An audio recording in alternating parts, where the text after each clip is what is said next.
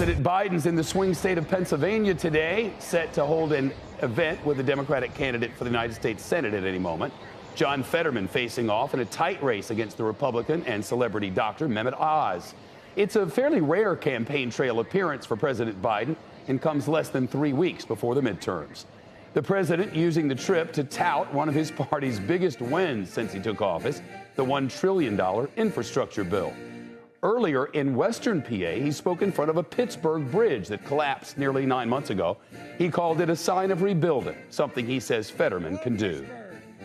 I said when I ran, we're going to build a country from the bottom up and the middle out, not the top down. When the middle does well, the wealthy do very well.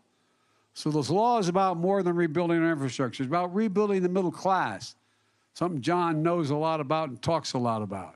The president's campaign stop tonight comes as the latest polls show Democrats trail Republicans in the upcoming midterms. CNBC senior economics correspondent Steve Leisman now. Steve, you got some new numbers from your CNBC All-America Economics Survey. Yeah, Shep, good evening. We did find that President Biden's approval numbers, they did rise 10 points with 46% overall approval and 40% on the economy. But those numbers remain relatively low and mostly resulted from Democrats coming home, that is, supporting the president of their own party.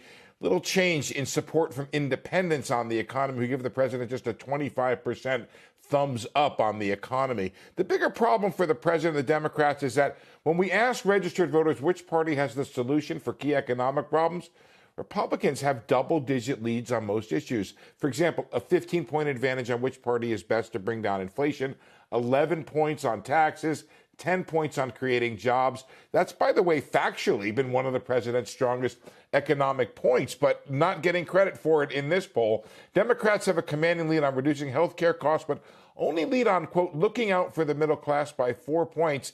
They had a 12-point advantage on that question in 2018 when Democrats won control of the House. So that's one reason our pollsters say it's shaping up as a strong year for Republicans.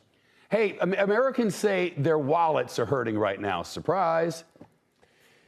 Yeah. Well, we asked about what we call the trifecta of troubles: higher interest rates, high inflation, and the decline in the stock market. Here's the results. 43% say their personal financial situation has been hurt by higher rates, 47% by the decline in the stock market, and 77% by higher prices. About 1 in 4, Shep, are citing all three. What are the issues that our survey shows are most important to voters?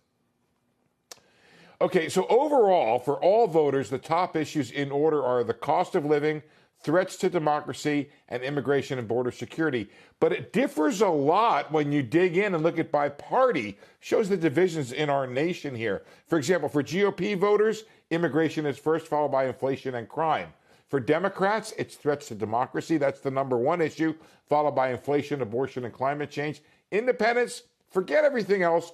It's all about inflation, threats to democracy, and immigration. They're distant seconds and thirds in the numbers. So the one unifying theme, Shep, inflation. And there, the GOP has the edge, at least in this poll. Steve Leisman, thank you.